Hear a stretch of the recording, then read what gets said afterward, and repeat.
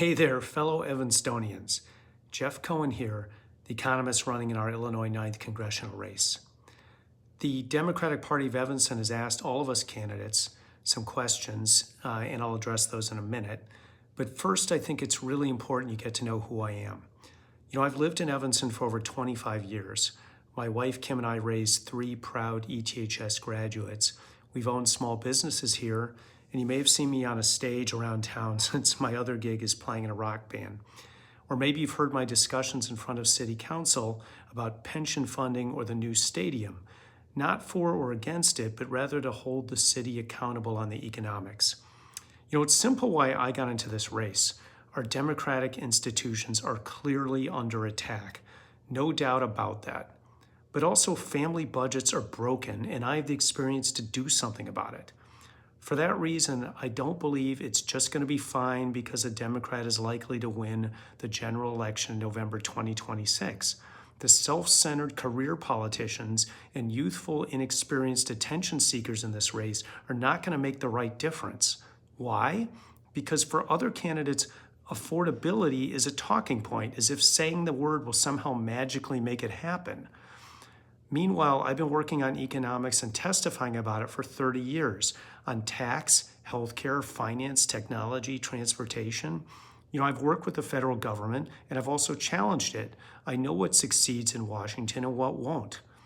I've employed hundreds of people in consulting, and I've been an employee myself, living from paycheck to paycheck without solid healthcare. I was a reporter, an author, a house painter, a musician, a substitute teacher. I think you're likely to hear in this election that I've worked for some big corporations. Sure, but I've also worked against them, and I know what makes them tick.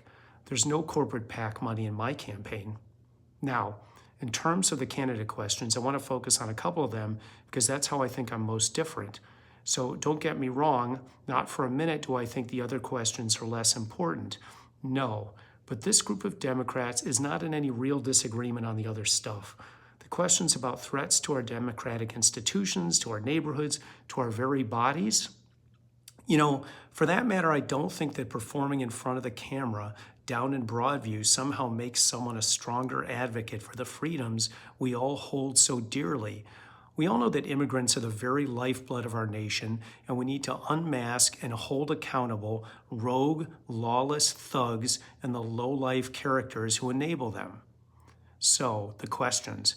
What single issue or legislation would be your primary focus as a new member of Congress? And the Democratic Party lost 6 million votes in the presidential election between 2020 and 2024.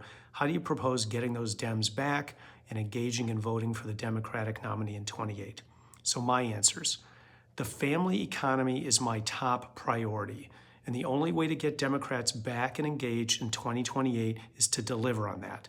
Not false hope, not happy talk, not wishful thinking, and not making endless promises that can't be kept. Unlike every other candidate in this race, I've put up an affordability agenda. It's right there on my website. It contains specific proposals to do something concrete about the gap between income and groceries, income and medical care, income and housing.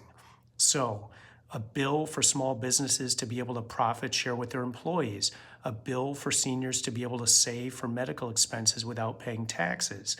I want federal HUD dollars conditioned on affordable housing, not cheap housing. So, my goal is to pry loose both the left and the right from bad policies. And I can't wait until lobbyists realize that I'm their worst nightmare, someone who's in office for service, not salary, someone who doesn't think being a politician should be a career. So I think if Democrats can deliver on the economy with policy in DC and constituent services here, which, frankly, really need to be ramped up given all the chaotic economic nonsense from Trump, if we can make life more affordable, then we will have a good way to win in 2028. There is no way to fix the economy if you don't understand it. And when a 79-year-old tells me they're working at a call center as a retirement plan, or a teacher tells me they're picking up an Uber shift to make ends meet, we have a very seriously broken economy. So I'm asking you to send this economist to fix it, and I hope I can meet as many of you in person as possible. Thank you.